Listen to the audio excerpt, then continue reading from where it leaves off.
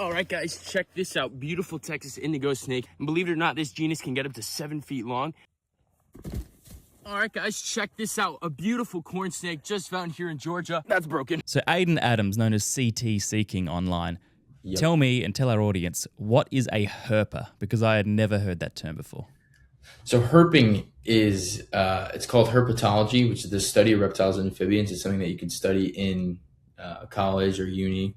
And it's just the study of reptiles and amphibians. So a lot of people will go out and what we do is we just call it herping, which is just you're going out in the field and you're trying to find reptiles and amphibians. And we kind of stick more to snakes, but we are always in really good habitat. And so we come along like a bunch of different reptiles and yeah, we just try to film it. So that's what herping is. And there's a really big community out there across the US and across the world.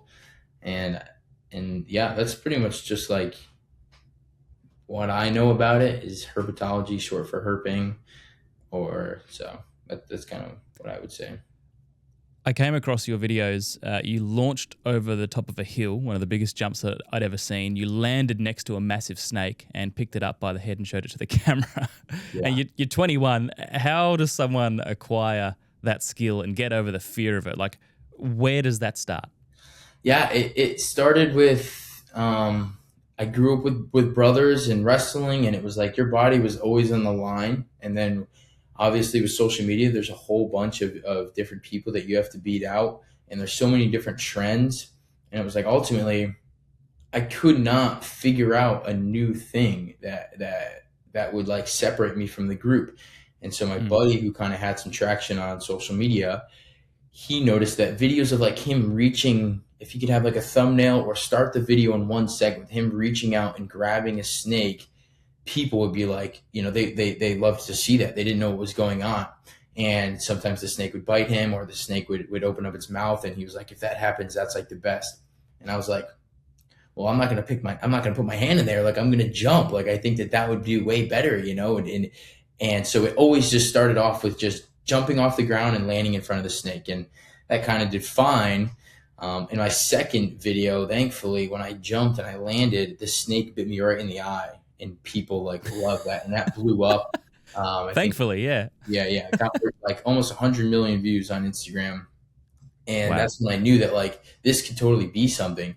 And so I started just with like the ground jump, and then I was like, I saw a tire, and I was like, what if I can roll in the tire? And then I found like a barrel, and I was like, what if I roll off the barrel and land on it? And then I saw a hill, and I was like, what if I just launch off this hill? And slowly kind of gain that audience, and people would kind of recommend things, and also just knew that I could. Never took a toll on my body, and I really like. It seems like it's pretty bad, but I feel fine when I do it. I don't know if it's just like the adrenaline in the moment, but if I can launch off and land and get the shot, then I'm over the moon. So that's kind of just how it started and how it progressed and how it got to what it is now, and we just call it a jump vid. And people are like, are you the jump vid guy or the snake guy? And I'm like, yeah. And so definitely growing that audience, and it's been awesome. And it's funny seeing how the different audiences react, because I have a bit of an audience on Facebook as well, and Instagram. Mm-hmm. Facebook are definitely older people, and they can't even believe their eyes. They just say it's like AI and stuff, but the younger audience, they say so. Yeah, it's I've found that as well. Obviously, very different content, but Facebook, TikTok, and Instagram are all very different audiences, and they like some things on some platforms and they don't on others. But I like I said, came across you with the jump. It certainly hooked me. I guess you've got a wrestling and a soccer background, so you know how to land. But one of them went wrong recently, right? And I saw this came up in my algorithm, and you landed very, very heavily, and it didn't look good. You still went through with the snake. I can't remember what kind of snake. Was it a corn snake you found? Yeah. Yeah, it was. And then you said you think your shoulder's broken. What happened there? Did you actually break it? I actually did not break it. That was the third take, and I knew that for the brand deal that I had to do, that it would have been better the more views I can get. And I also had to incorporate the brand into the video, and I didn't know how else to do it just from doing like the jump and the land, because I knew that could be a clip in itself. Like I wanted to be able to film a video for Instagram, but also film it for the brand deal. So I was like, I'll film this video and then afterwards I'll think of something to do for the brand deal. And so that's so that was like the only video that I've ever kind of like faked a little bit, but I was very surprised that I didn't actually break something, and that's how I knew that it would be good and people would kind of buy it a little bit, is because it really I bought it for sure. It looked bad, man. It looked very bad. And so I was fine. Went to CVS, grabbed a $25 cast and just threw it on, and that was pretty much it. But I'm good. It was totally just a fluke. So how do you go about building a career on social media? Because, like you've alluded to, sometimes there are some tricks to the trade. Sometimes there are offers that come your way that are great. Sometimes they're a bit morally conflicting. How have you, because you're doing it full time at the moment, right? So how have you gotten to that point where it sustains you? And then one trend I'm seeing at the moment is a lot of influencers are getting sponsored by Stake or Rainbet or gambling apps. How did you make that decision, and how do you deal with the criticism that comes your way when people inevitably don't like that you've done a gambling ad?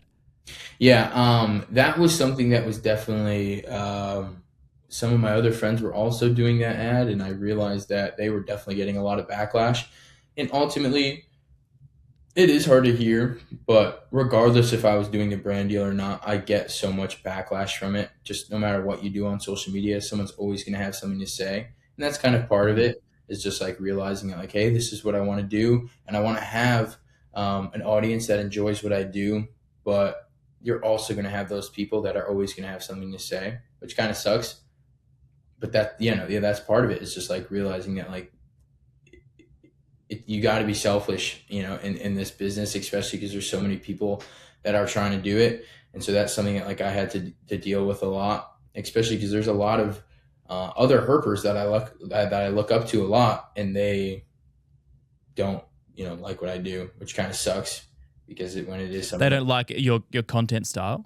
Yeah, they don't like my content style, regardless if I'm doing a jump vid or not, if a snake's biting me, or, obviously a lot of it comes out of jealousy as well. We're all prideful, but, you give them the benefit of the doubt. Like, that's, they'll never say that, obviously. But yeah, it's definitely hard, and I've had people DM me about, like, hey, like, you shouldn't be promoting this stuff, and it's nice because I can honestly, like, say what I believe in and kind of give my 2 cents, and 9 times out of 10, they're like, hey, like, I really appreciate you answering and being able to share your story and everything, and they'll be like, yeah, like, keep doing it. I love what you do. I love your content. So it's cool when people reach out instead of just leaving a nasty comment and then forgetting about it. Because that's really what it is someone will say something that's really mean, and the next day it's like they're not even going to remember that video. It's like they're going to sit there and they're going to scroll 100 videos, and they're probably going to leave a bunch of comments. And so it's like, when I kind of think about it like that, it's a lot easier to post the videos and not really worry about what people think. You mentioned then that snakes do bite you in the videos. Have you had any serious injuries from any of that? And I know you've got a good knowledge of snakes, but how are you so confident to know which ones you allow to bite you and which ones you have to stay away from? Yeah, just being in the game for a little bit, I kind of like think about it like a doctor, where it's like a doctor spends hours and hours studying so that they can go in there and they can do what they need to do. And so I've, spent lots of time in the field, spent lots of time reading books, and it's definitely harder when I go to, like, Costa Rica or go to Indonesia and I'm not as familiar. And then you kind of have to take a second to examine what you're dealing with. But in terms of snakes in the United States, it's honestly pretty easy, because you only have the biggest, venomous snakes you have, the wide variety that you have is rattlesnakes. So those are pretty easy to identify. Then you have the coral snake and the Arizona coral snake. Those kind of look different, but once you kind of have dealt with a bunch of them, it's easy just to tell what they are. Some people do the jingle, but there's very variable snakes, and they kind of have aberrations and stuff, and so then it's kind of hard, especially when they're moving. You can't really tell or say a jingle while the snake's getting away. So it's just better to kind of just get used to the snakes. And what was the other question? Oh, well, yeah. So it was how did you pick up those skills, but how do you know which ones to allow to bite you, and do you get pain from it? Do they actually hurt? Have you had any injuries from those bites? Remember a few weeks ago I had this drink bottle on the show? Of course you do. I mean, it's all you guys talked about in the comments. I know it's rather visually intriguing, but I did say at the time I would tell you what it's all about. Well, it's Luthri. Luthri. Luthri. They are a premium athletic nutrition and lifestyle brand, and they're on board with Muscle Cat Media, and I'm very grateful for it. The main reason I'm grateful, though, is that they're helping me maintain my lifestyle as an athlete. Now, they must consider me at least close to being a lifelong athlete because I'm 35 and I'm still running, so it's a nice compliment that they've paid me by coming on board.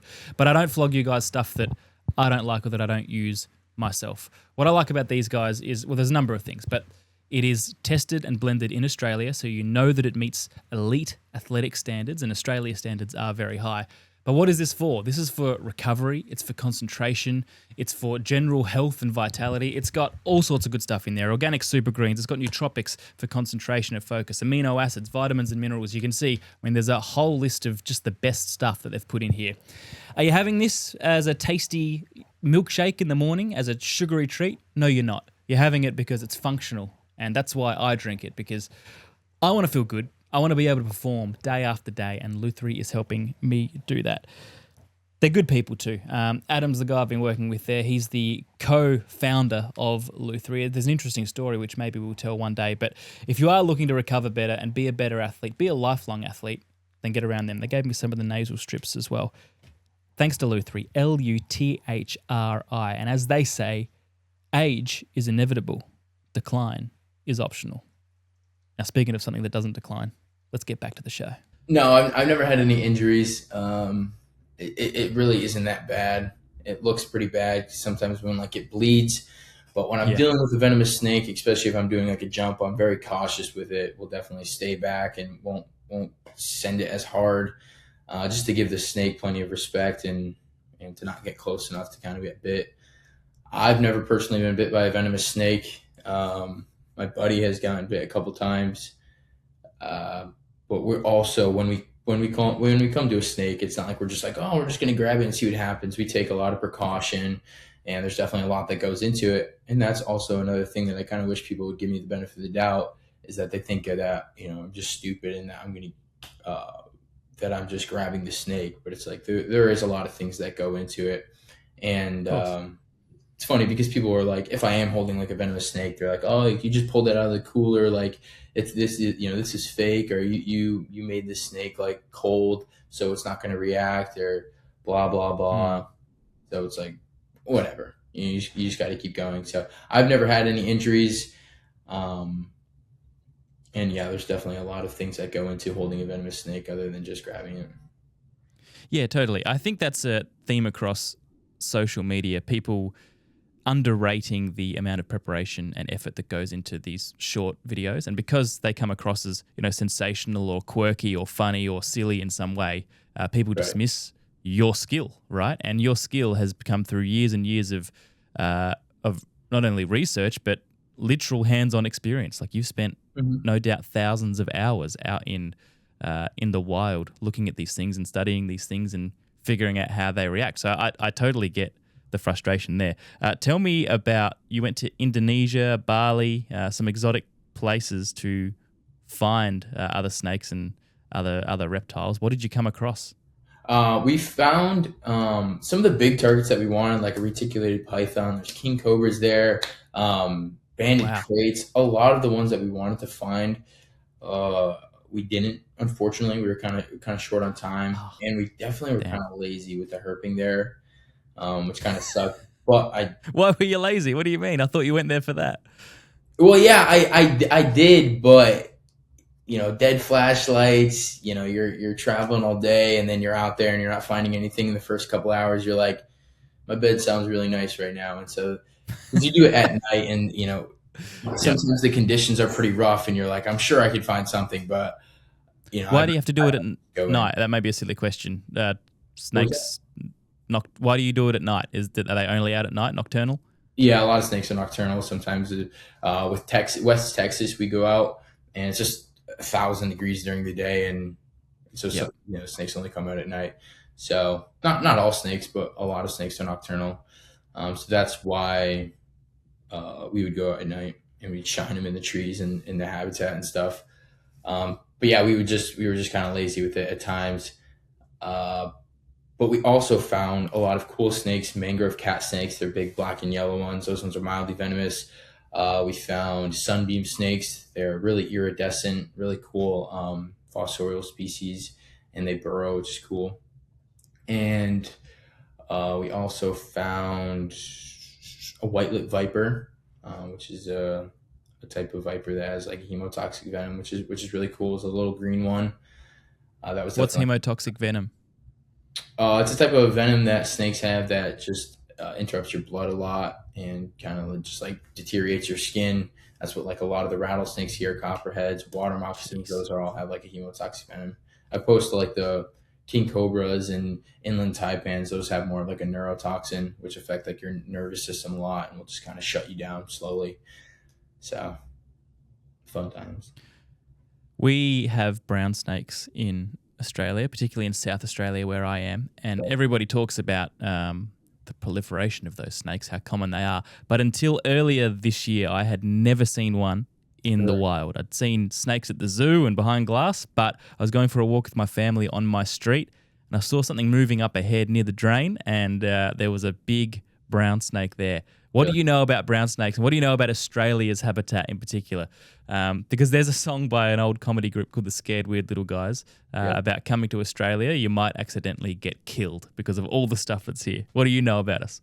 Yeah, I mean, Australia is definitely like, I got to go before I die. Steve Irwin, there's a lot of people, in the herping community, just look up to him, want to go visit the zoo. But I also just know that going to Australia would be like, I'd probably be able to make content for days, all the different snakes that are there and spiders and just everything that you guys have. I have a buddy that lives out in there, and he actually removes snakes out of people's houses. So they call him, and yeah, he's getting eastern browns and all the time. And so it's definitely a place that I want to go. Probably stay there for a good while and just try to soak up everything that Australia has to offer. I would say if not this year, next year for sure. I just got my passport and kind of started traveling outside the country, and Australia is definitely next for me and super excited. Definitely want to find the inland taipan, most venomous snake in the world. It's definitely just like a sick caption for a video and just to experience it. So Australia is dreamland for me. So you're doing a bit of traveling now. Obviously that's not cheap, and you said that you are doing this full time. Mm-hmm. Outside of, we talked about one of your deals before, but I'm so curious, how do you generate an income that sustains you from social media? Because there are a million different ways to do it, and you don't have to tell us numbers, but what are the ways that you make a career out of what you're doing, which is very cool? Yeah, social media is definitely very hard. I mean, I feel like a lot of people think if you have 600,000 followers, millions of followers, that you're just swimming and you can do whatever you want. But Instagram pays you nothing. I make no money off of Instagram. YouTube's really good. Facebook's really good, but you have to get like an invite program. So it's not like you have to meet certain criteria. So it's like I had a buddy that got monetized at 10,000 followers, but then my roommate, he has like 300,000 followers and he's not monetized. And so sometimes it's a waiting game, but you can, make a lot of money off social media, especially if you do like long form content. And so it's like, I do pretty good. I don't have a lot of expenses. So it's nice to do that full time. But my buddy who has like a bunch of way more followers than he's, able to do it, but it's not like he's swimming, even though he has millions of followers. It's definitely really hard, and traveling is really expensive. And it's not like you can constantly just be like, I'm going here, I'm going here, I'm going here. It's like you definitely have to take that break, especially because if you don't make enough content in the year during the off season, you have to like re-upload videos, and it's like that's sometimes don't do as well. And then it's like three or 4 months out of the year, you're not getting paid as well. And it's like, then you're not able to save up that money for when it's go time. And it's like when you're taking trips here and you're not flying somewhere, it's like you're driving everywhere. And it's like, the gas prices are super, super high here. And it's like, then you hotels, if you're with a bunch of people, and it's like all that stuff racks up quick. So it's when you can get a nice video that will do well, it's like, praise the Lord, because that video you could post on all platforms and continue to repost it, and it's like that can make you a good amount of money. And so if I were to sum it up, not everyone that has thousands of followers is just, sitting pretty. It's definitely a grind, re-editing and trying to figure out new shticks, new trends, because it's like people get bored and it's like they don't care about what you have to offer. It's like they just want to whatever is going to please them. And so it's like if they don't like it, they're going to swipe off. So it's like you have to catch your audience's attention, and making the content itself, saving the money, and getting monetized is all like hard things that we have to deal with. It's a brutal reality, isn't it? The audience doesn't give you any sympathy, any empathy. It is just they like it or they don't. And the greatest quote I've ever heard about content creation was from Mr. Beast when people complain, the algorithm doesn't like my content. He goes, it's not the algorithm that doesn't like your content. It's the audience that doesn't like your content. People complain that they don't get rewarded by YouTube or Insta, but the reality is if people don't like it, it doesn't go anywhere. And if they do, it does. Tell me about you mentioned before the short-term content versus the long-term content. You started off trying to do long-term stuff. That is a real grind. I've found that. I've had limited success with that. Some, but not much. Whereas the short-term stuff, not quite your numbers, not getting 30 or 50 million a video, but we've had some that have gone 3, 4, 5, 6 million, and that's given us a really good base of people. But how have you given up trying to convert that from short to long form?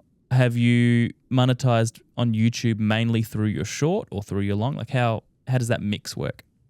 Yeah, so with YouTube, I've only been monetized. I got monetized from short form. I had a lot of old long form videos because that's what I started with. But then once I realized that it's honestly easier to kind of do the short form, and then once you kind of gain an audience on that, you can post long form, and hopefully it'll work out. Definitely something, especially when I'm doing all the traveling, is something that like I want to eventually start doing. I suck when it comes to editing, and so I'd have to get like an editor for that.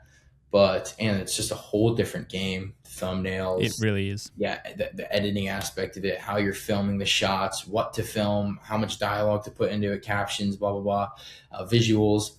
And so that's definitely something that's going to take a little bit of time, but it can really help you in terms of brand deals, get more time, so they're willing to pay more. You can show off your personality way better than just a 5-6 second clip.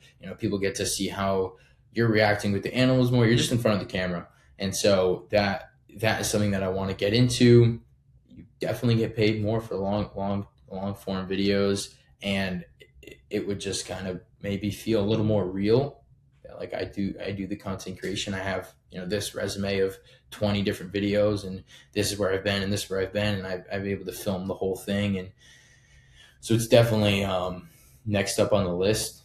It's just sometimes you can get lazy with it too. I have a whole bunch of videos that I filmed, and would have to send to my editor and have him edit it, and sometimes hard knowing what I want, kind of communicating that to him.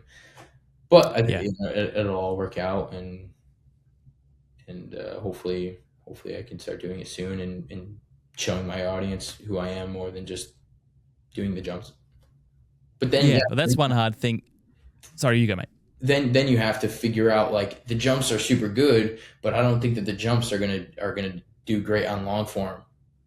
So you kind of that's right. Whole other shtick, and what's gonna separate you through long form content. Where it's like I could still do some jumps, but in a 20-minute video, I can't do 100 jumps. I have to figure something else out.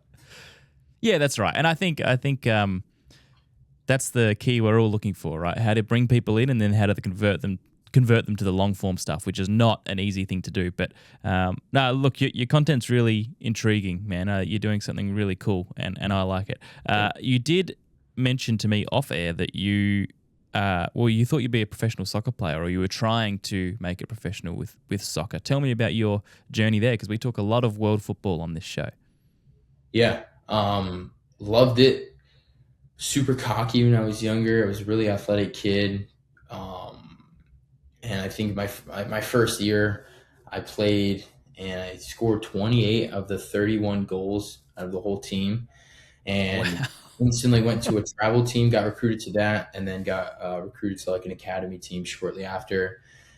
But then, just through like growing up, hated when the coaches would kind of tell me what I had to do.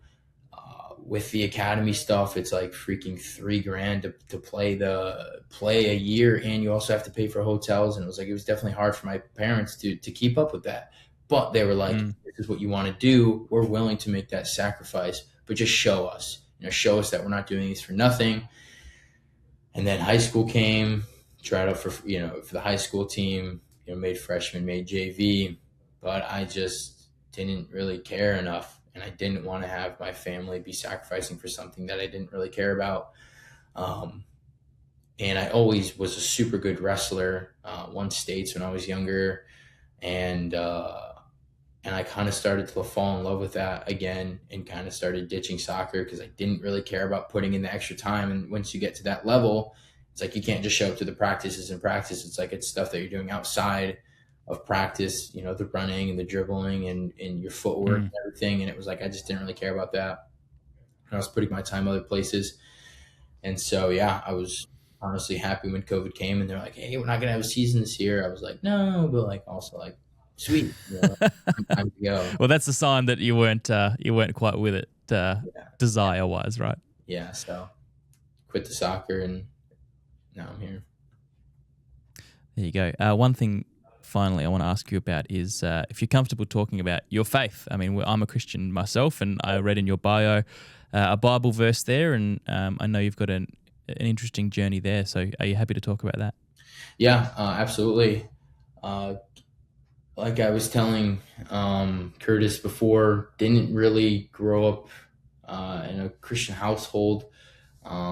We would kind of practice different stuff, but never really stuck with me.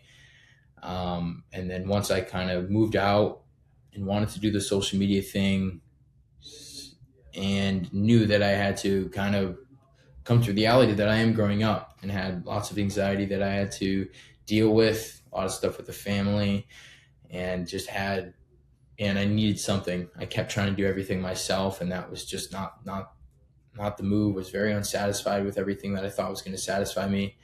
Learned a little bit once I moved to Florida from my roommates and my community.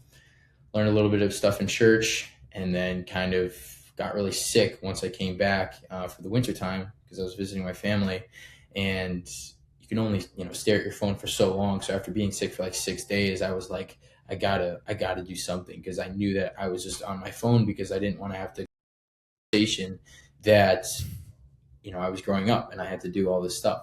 And so from what I did learn, said a big prayer, kind of what I was looking for, and kind of just looking for God as an outlet. And next morning I woke up, and the motivation to want to read the Bible and ask questions was like no other. So I called up my buddy. We had a Bible study. I started reading the Gospels, really fascinating stuff, realized that I had a lot of sin in my life and that I needed to change. And after that, came down to Florida, talked to my roommates more, got involved with the church. October of 2024, I got baptized. That was like a really cool thing. My parents came down. Awesome. Started talking to my family more about it and how it's affected me, and realized that I had a lot of problems that I had. My family also had, like my brothers and stuff, and kind of shared how the Lord was my outlet and how I was able to feel a lot of his peace. And that's all I want for my brothers, is kind of feel that too and find the Lord. And so, I got baptized, and then just continued to walk with the Lord. And that's right when my social media started doing really well, and it's all glory to him. And the fact that he is able to allow me to do this full time and provides for me every single time that I come in a pinch. And it's just been like the best thing ever. And everything's been going really well. And my dad started taking it way more seriously, and he has a big influence on my little brother, and he started talking to my little brother about it, and started talking to my grandparents more, because they were teaching us a little bit as we were growing up. But like I said, it was never something that was practiced. Never went to church once when I was a kid. And it's definitely strengthened a lot of my friendships through Christ, because you get to know someone at such a deeper level, and you get to be vulnerable with them. And it's been the best decision. That's a best thing that's ever happened to me. So. Aiden, that's great. Thanks so much for sharing, mate. It sounds like people have already arrived for your Bible study, so I will let you go. Yes, but mate, you've been very honest about what it is to make a living on social media, about your faith, about your upbringing. So I'd love to chat again soon, mate. But thank you for coming on Curt Can't Talk. Where can people find you? Because these videos need to be seen to be believed of Aiden catching snakes. Yeah, so I appreciate you giving us the floor to talk. I'm on all social media platforms except for Twitter, so YouTube, Facebook, Snapchat, Instagram, and TikTok. CT Seeking. CT is just where I grew up in Connecticut, and the Seeking is just going out and looking for animal seeking. I don't know. I was like 15 when I made it. But yeah, just make content about educating people on animals, and just have a shtick that I guarantee you no one else is. You've never seen anyone else do. It's very eye catching, and I think that anybody watching would be able to take something away from it. So definitely recommend checking out the channel.